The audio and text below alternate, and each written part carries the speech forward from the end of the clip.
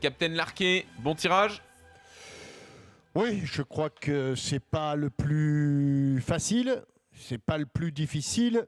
Dans ce tirage, il y a un point positif, c'est que aujourd'hui, me semble-t-il, au départ, intrinsèquement, l'équipe du Paris Saint-Germain me semble légèrement supérieure à celle de Manchester City. Hein, on nous aurait proposé le Real, le Barça ou le Bayern, c'eût été différent comme analyse. Le gros point noir, et je pense que plus on s'approche de la finale, donc pour les huitièmes, pour les quarts et les demi, c'est le gros point noir, c'est le match retour à Manchester. Ouais. Bah oui, on l'a vu lors de Bayern-Juve. Hein. Ouais.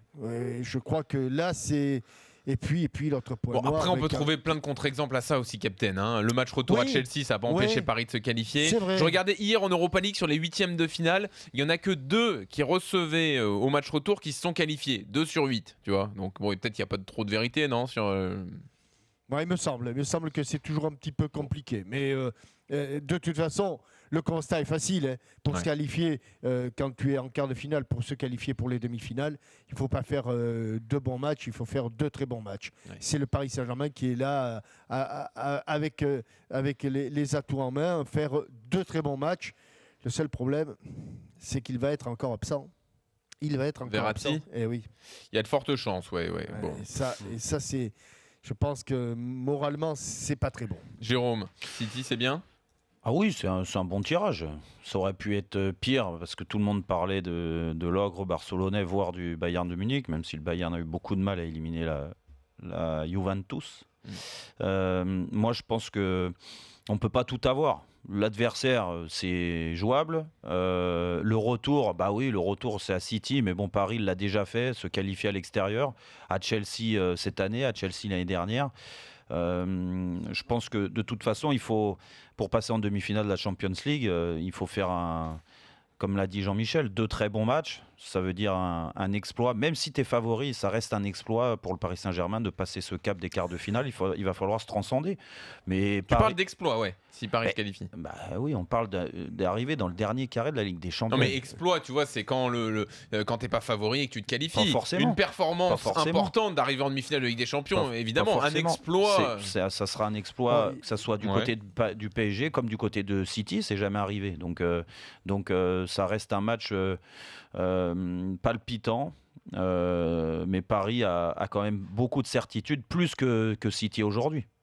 Oui, il y a aussi un élément, peut-être que Philippe tout à l'heure nous en parlera. Il y a le City qui est 4e du championnat. Bon, à distance peut-être du championnat anglais, à distance peut-être respectable de Leicester, mais tout espoir n'est pas perdu pour City d'être champion, hein, tout simplement, ou de monter sur le podium. D'être champion, ça va être dur quand même, Jean-Michel. Ou en tout cas de monter sur le podium. Oui. Ou en tout cas de monter sur le podium. Et puis il y a 12 points de retard sur Leicester. Ouais. Et puis, avec un match de retard aussi. Il y a autre chose. C'est que même s'il ne faut pas ou s'ils ne veulent pas lutter pour être champion, il faut qu'ils luttent pour ne pas être rattrapés. Puisque au-delà de la 4e place, en Angleterre, on n'est plus en Ligue des Champions. Donc il y a pour City des échéances importantes également en championnat. Et puisqu'on parlait de l'absence probable de Verratti, parlons aussi de l'absence probable de Kompany, qui est quand même le défenseur central, qui a un petit peu la clé de voûte de cette défense. Ouais. Et sans savoir exactement ce que va faire Otamendi, l'autre défenseur central, ils ont quelques problèmes en défense centrale, les joueurs de City.